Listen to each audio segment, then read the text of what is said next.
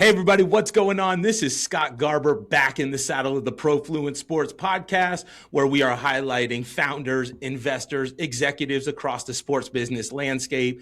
Today, I'm excited to welcome our next guest, CEO and founder of Overnight, Kevin McReynolds, to the show, changing the way we think about rights in the Olympic sports space. Not my story to tell. Kevin, my man, what's going on? How are you doing today? What's going on, Scott? Thanks for having me. Really excited about it. Listen, and excited for you to be here. And I was just saying, quick nod of the cap to our friend Tracy DeForge at TPI. I met Kevin at Summer League, was so enamored with the project he was working on, and the universe brought us back together today to have this conversation. So super excited to have you on the show. And, Kev, let's dive right into things. As we always do on the Profluence podcast, it's exciting to understand who you are, where you come from, and ultimately, what was the inspiration to building what you're working on now? So give us a little insight to your journey. Well, thank you for having me on. I think it just kind of really started back in 2021 when a bunch of my friends got home from the Olympics. At UCLA, a lot of the Olympians from the water polo team,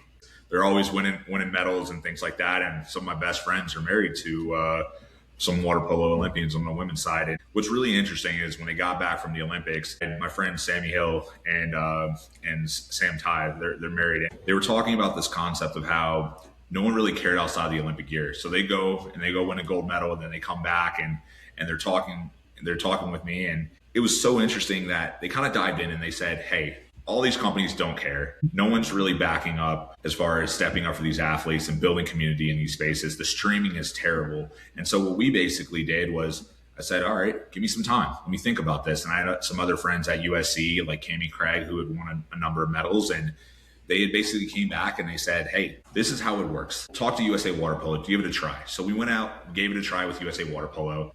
Everything our streaming quality was just so much better than they've ever had before. Right. And I think that what really kind of stepped into that space was, while not everything went perfect, they went ahead and gave us a 5-year deal. Shortly after that, MPSF and a number of other partners really signed up, and it kind of really started a business. Right. And, I just sold my last startup. I ran business development for the largest meme company in the world. And I think after that step, it was like this understanding of how quickly the content needed to be put out and how the quality of it needed to really work for right now, for what, people are kind of clamoring to in these spaces. And I think with the Olympic boom, it just made sense.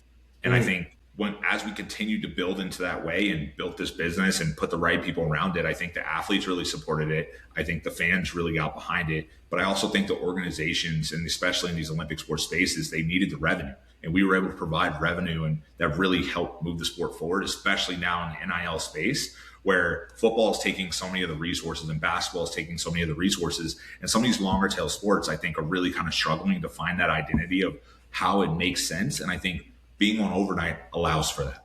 Love it. And, I have a ton of questions, specifically when it comes to high participatory sports, but under monetized sports, and why platforms like this haven't existed before. But Kev, real quick, before we go any further, give the listeners a little insight to what exactly you've built at Overnight. Absolutely. So Overnight is an Olympic sports streaming platform. So we are streamed in over 60 countries worldwide. We have sports from water polo to rowing through. It's a subscription-based platform. It's $11.99 a month or $105 for the year. Essentially, what we've been able to do is build this community of Olympic sports that we operate from all of these different sports, from production in some cases, just taking the feed in other cases. But I think what it really has allowed us to do is really support them on one, the social media side, to support them in building revenue and having this kind of lead generation of different people from different sports really supporting it. And so what we really believe here at Overnight is this concept of a high tide lifts all boats. And so if we put a bunch of Olympic sports in these different things and bring them all in, it's allowed for that to happen. And what we've also kind of had is this kind of niche area where some of these bigger platforms like the ESPN Pluses and some of these other ones don't they go outside of the US geo kind of background, which allowed for Overnight to really excel as we can stream in any of these territories. And that's been a really big push. And I think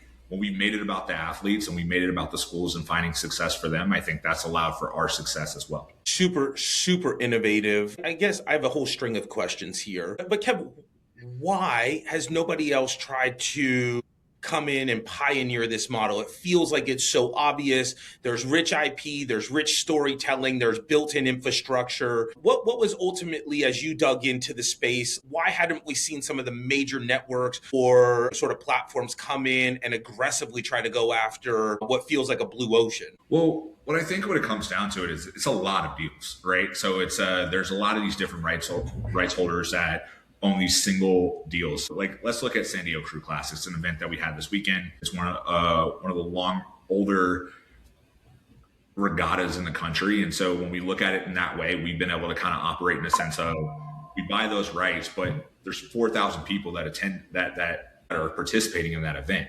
3,000 to 4,000 people. And so for every one of those events, those 4,000 households that we look at within that. But the problem is a lot of the organizations don't want to go from organization to organization to organization to organization to do that. They'd rather go to, let me go to the Big Ten, let me buy those rights, let me accomplish all of those rights at one time, instead of doing the smaller deals and going, and it's really time consuming. But I think for us, it makes sense, right?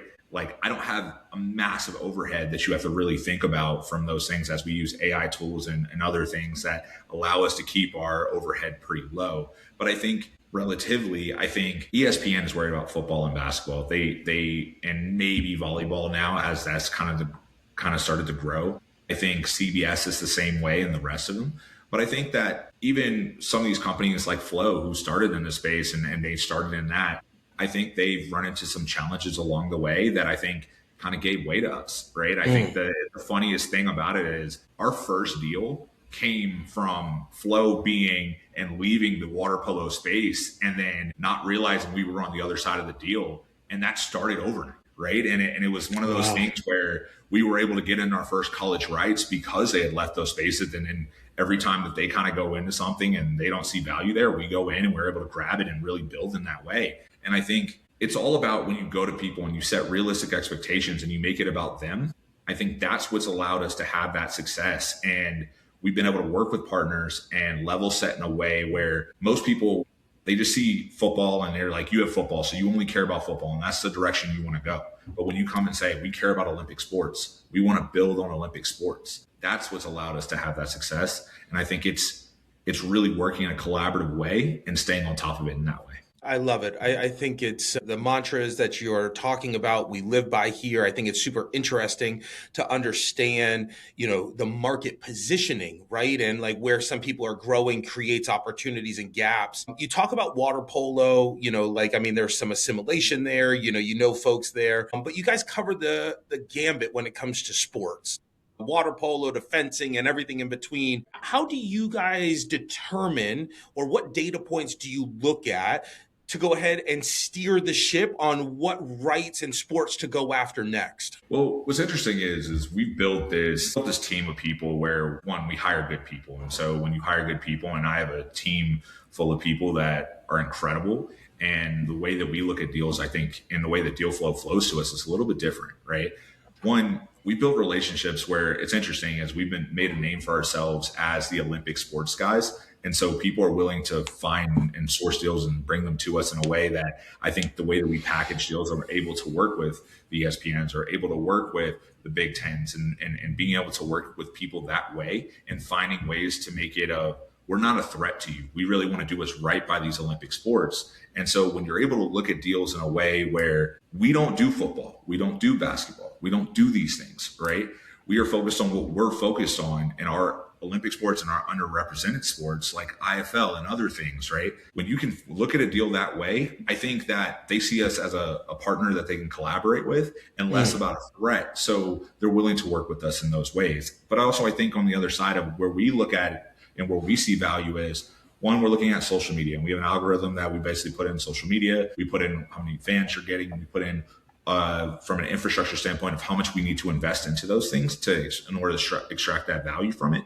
But where I really think that makes us a little bit different is we're able to find collaborative ways from a production level where they previously weren't there. Like rowing, for the longest time, has been a very expensive sport to produce, but we were able to find that value in those ways because we were able to work with our production partners and those things to set up innovative ways in order to bring those costs down to allow more and more people to see their families and to see the people that they really look up to. And I think that's a big part of it. And universities now more than ever are looking to find ways to get people into Olympic sports, because for some universities, they use it as an enrollment.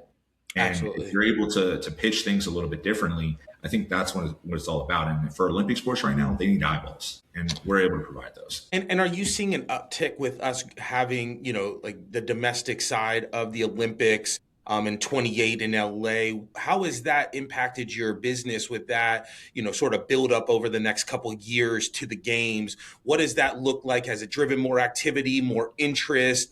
Sort of curious how having the games here stateside has impacted the business. I think having the games here is going to be one incredible for Olympic sports here, as more eyeballs are going to be seen. But also, I think it's about building stars in these sports. And if we can utilize the massive attention that's going to be on these sports and build these stars of tomorrow, people are going to be more attracted into the sport. If you look at Alona Mar in rugby, right? She was able to usher in a whole different fan set into the game of women's rugby that was never there before. And I think if you look at the stars that we have, like Maggie Steffens and Ashley Johnson, and the names continue to go on the water polo side, and then we have people like Cedar Cunningham and other people on the rowing side in this country, I think if we can start really tapping into some of those people and building stars behind that, I think that's what really a lot of these Olympic sports need. And so what we've been doing is working with the Olympic governing bodies of these different sports and finding ways that we can continue to support the athletes that want to be out there. And for the longest time, it's interesting, Olympic sports has typically been, hey, I care about my sport and I just want to focus on my sport. And socials hasn't really been a massive part of it, as you would see in football and basketball and other things. And I think that's starting to now change, and that culture in those sports is now changing a little bit. I think it's so interesting. I think you're spot on, right? Like, and we've watched sports outside of the stick and ball here in America use storytelling to continue to drive not only awareness, but educate about the sport and drive more participation. Kev, I'm curious, when it comes to so many different stakeholders, right? Like, when we look at just the U.S. sporting landscape, it's quite fragmented, right? From the USOPC to the national governing bodies to then the state associations and then all the private contributors that make this ecosystem go. I'm curious from an acquisition standpoint of end users to watch. How are you leveraging the sporting ecosystem if we use rowing or water polo? Is this just a direct to consumer sort of marketing grab? Are you trying to get down into the developmental leagues and drive consuming behavior that way? Give us a little insight to who's actually subscribing and watching, the IP that you guys are acquiring. So one, that's a great question. We don't really get that too many times, but I think it's one of those things where when we look at from an acquiring this content and getting those people on there, it's one, obviously this basic form, you're talking about parents. You're talking about parents and grandparents and that first family unit.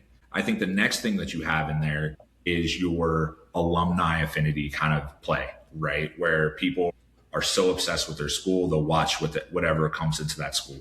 Then you have more of I love this sport and I'm going to follow this sport. What's really interesting, if you look at schools like Harvard, if you look at schools like, I would say like Cal Water Polo and these different things, there's certain sports at these schools that they will follow religiously, right? And I would say Harvard, rowing, Dartmouth, rowing, certain sports in certain schools, things that wouldn't make sense are big, right? I would say if you look at from a rowing perspective, look, if you go back to Social Network, the movie, right? The Winklevoss twins, right? Everyone really focused on understanding of now they're in a boat. Now people are asking and they're looking or bows in a boat and these different things. And I think every time that you have another data point or another thing that's kind of out there really supporting this narrative of in these sports and really jumping in there, I think it's really important that you bring eyeballs to it.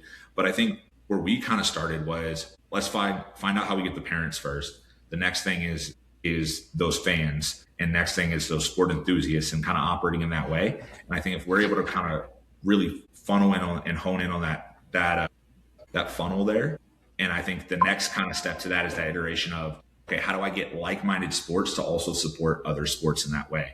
And what we've really found on our side is water polo is now working with rowing, and those fans are watching side by side. Because if you look at it from a demographic standpoint, they're very, very similar. No, I love that you touched on it. And I would double down. I'm going to go one direction and then I'll come back to this. Absolutely. So So, the Olympics has been, very innovative in bringing in new sports, looking at breakdancing, looking at skateboarding, looking at flag football now, threes basketball. Kev, you guys are doing some interesting work with a lot of Olympic properties, but then I look at the IFL and I look at some of the more traditional sporting properties that you guys are looking at. Are you trying to mirror the growth of Olympic sports and trying to capture those rights almost as like a land grab? Or what's the strategy there? And like, do you guys lead that, or do you let the USOPC sort of lead that and then you sort of fall in behind? Always curious, like, does the tail wag the dog or the dog wag the tail? Or I don't know, whatever that is, but you get what I'm saying. I think it comes down to what we believe in, right? And at the end of the day, it's not so much following the USOPC or following other organizations and what they're doing. I believe, like, when it comes to IFL, the IFL deals came to us, and it came to us from one of our agency partners. And we looked at it, and we saw a partner that we believe that we can provide as much value as we provide from an Olympic sports standpoint, right? And building it. And they wanted to find a different audience too. They wanted to grow their audience outside of the traditional people that they already have in the demo that they already have. And overnight hat trend tends to be a more super high affluent audience, where our average consumer is making between 150,000 and 250,000 a year, which for reference into the NBA, I believe is around 50 to 70,000, maybe somewhere in there, maybe a little bit lower. So I think from our standpoint, we provide a different value structure than anyone else can provide, just because of the sports that we have and the people that we have on our platform in there. And I think that it's about the value exchange of how we look at it. I'm pretty sure that answers your question. Yeah, no, it does. Well, and I think that opens up, like, there's a couple different lanes to take this, right? So one, I'm curious, as you get into these sports that don't have the traditional production of a stick and ball sport. Kev, how are you finding broadcasters? How are you finding the folks to make this entertaining beyond just the athletes and the sport itself? So the way that we've always said it is this: it does not work. Olympic sports don't work 1v1. It's not going to ever work that way. You have to do it at scale. And so if you notice, when we go into spaces, we move super quickly and we buy everything in that space. Because if you're able to be the home of it, people have to come to you to be able to support that content, right? It's not that we're buying one league. It's not that we're buying one school or those type of things. If you want the fans to come, you have to make it so, one, it's a community. Two, you have to make it so that it's super easy and you remove friction from it.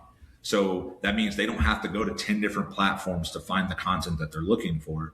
We have to find those ones. And I think what we've also been trying to do here is, long term, what we've seen in these sports is, let's say something's included in a massive deal for an ESPN or a massive deal for Fox or something like that. What sometimes ends up happening is these major tournaments, the schools can't afford, in a lot of these cases, to produce some of these events. And so what we'll do is we'll go to an ESPN, or we'll go to a Fox, or we'll go to a Flow, or we'll go to someone and say, hey, you have all these events right here that are kind of being warehoused. We'll buy those from you because we want to make sure those families can see that content. We can make sure those fans can see that content because it helps you, right? We're helping these bigger organizations sometimes because they don't want to be seen as warehousing this content because it doesn't look good for them as well. And so what Overnight is basically doing is saying, we understand how to monetize this content.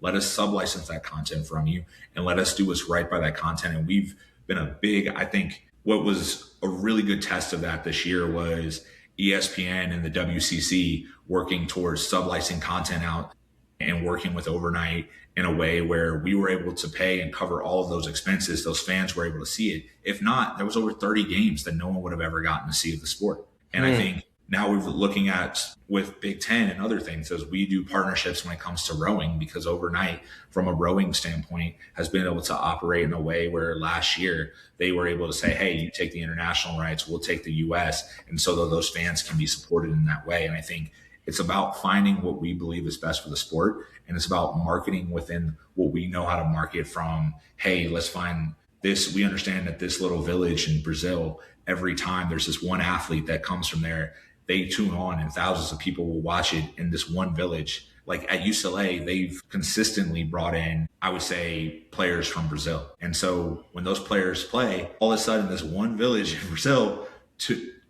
tunes in to watch this. And I don't even know if they're from there. It's so interesting that they just decide that that's what they want to watch. Wow. I mean, that level of private structured data will become the moat as we continue to build, right? And so I think it's really interesting when you think about the relationship between community data and service, right? And like we can iterate quicker than ever before. Chris, or excuse me, Kevin, I think I want to go two directions here. So one, you talked about the core base of your demo there Yep. with the emergence of like prediction markets. When you look at a Kalshi, when you look at DK and some of these folks getting in there, they can't traditionally serve Olympic sports, but now prediction allows that. Are you guys leaning into that at all, or from an advertising perspective, how do you think about the relationship there? I want to explore it a little bit more, right? I definitely think that there's an opportunity there for Olympic sports, and I think that there's a more understanding way of how we can kind of do this. But I think that where I'm looking at right now is how can we get more Olympic sports in front of as many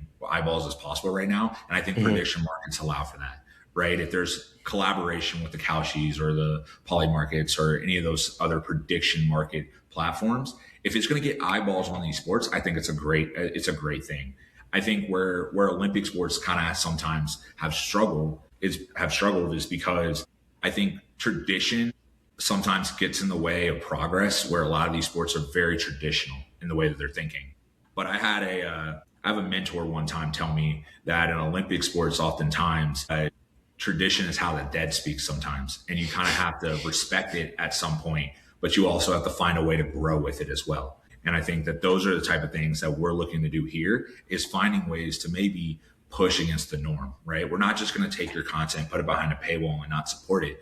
We want to find ways that we can continue to support to create value for not just our end user, but also for the rights holder as well. And I think that's indicative of with your guys' expansion strategy, bringing in, former athletes, really understanding the sporting ecosystem and not just a singular moment in it. So I think that kind of foundation allows for that innovation to happen, but in an organic way versus, bringing someone from the outside and, sort of speaking to the community. So I think you guys are onto something there. Now, what interesting from a trend side we see on the Profluence front is we're professionalizing sports and IP earlier and earlier. So no longer is it just the Olympics, but now we're looking at Junior Olympics. We're looking at regattas in Sarasota, where now, US row comes, biannually. How are you guys thinking about content as, we look downstream below college into the high school and youth markets? Is that on the roadmap or of interest when you think about an IP acquisition strategy? Well, I think from the IP acquisition strategy you're talking about, these younger athletes now understand social media at such a high level that they're sharing these day in and day out how their lives look. And I think if from an Olympic sports strategy standpoint, if you can find athletes that understand that at a young age and they continue to build audience over time, the sport can really ride those coattails and continue to expand in ways that I don't think people really truly understand. And I think kind of goes back to earlier in the conversation when we're talking about how do these movies and how do the attention from the Olympics and all of these things really fit into a strategy of growing this IP and growing the users that are attached to these projects and attached to these sports. And I think if we have to find ways to work with this younger audience, but also protect them at the same time, right? I don't think you can continue to attach them to things that you have to let them be able to grow into the athlete that they are, and also protect them on the other side of like from the negatives portion of what social media is too. Because if you don't grow them and work with them along the way, they'll get burnt out. A lot of athletes get burnt out by the time they get there, right? And I think we don't want that. We want them to grow with the sport, and we want them to have this organic feel as they continue to do it, but also making sure that we're putting them in the best position for them to be successful. Yeah, and I don't think that's always existed, right? But it's a fun time to be building with the athlete at the center of the bullseye there, and how can the sport and the larger ecosystem support it? All right, as we start to turn the corner here, I'm sort of curious when it comes from a resourcing perspective, right? We're watching big brands, we're watching teams start to bring media in-house. Do you think that each one of these sports are on the path to becoming their own media companies? Or how do you think about that in the sense of like Olympic sports versus an NFL team where the Chiefs are bringing this in-house? How do you think about that, or what are you seeing from your side? What's interesting is I'm seeing schools, right, turn into media brands by themselves, right? These Yep. studios that are on site, letting athletes produce content and those things. I think we're starting to see a lot more in high schools too. This concept of schools are now creating their own, being on their own brand and media studios and all of these things that allow the athletes to really be supportive and do their podcasting and all of those things. But I think what we're looking at right now is, even when I was in school, right, we had social media people, and we had people that were creating this kind of new digital element of content of like these behind the scenes kind of shows and those type of things. And I think now we need to see more of that. I think that needs to happen, but it needs to be more. You need to build brands. Each one of these kids can be a brand by themselves. And if we support them in that, I think that's really good for a lot of these Olympic sports. We've seen what it works. We've seen what it looks like when the Alona Mars do it. And we've seen what it looks like when some of these other athletes do it, right? And I think we see it a lot of times in gymnastics and snowboarding and some of these sports that get that massive attention every 4 years. I think we can start now shifting that to these longer tail sports. And I think it'll be such a big opportunity. And I think these sports can really grow within it.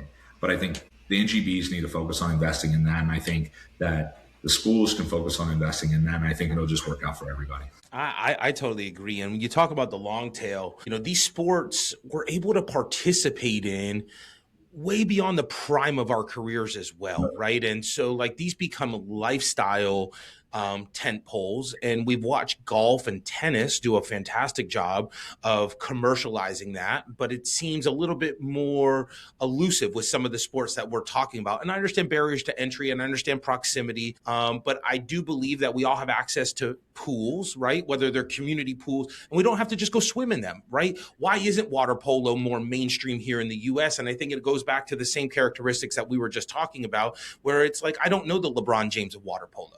But if I did, I guarantee my propensity to get in and demand more accessibility to it would be a lot higher, right? And so I think that's the exciting opportunity beyond just the business side of it. It's purposing infrastructure to drive engagement and participation in sport, which I believe just makes us a better community and society as a whole. I got to ask you this, man. You're going up against some real legacy mentality. You're going up against some real behemoths. As you've been building this, what sticks out as like one of those aha moments where you're like, I'm onto something here that's bigger than me, that like is reinforcing the thesis, sort of post water polo that fell in your lap? What's that moment where you're like, hey, I'm actually chipping away at this thing? Honestly, I think sometimes being a founder, you kind of get stuck in this, I want to move fast. And you kind of put your head down and you don't really listen to noise. And, you have certain people that you talk to pretty consistently, but I think there was one time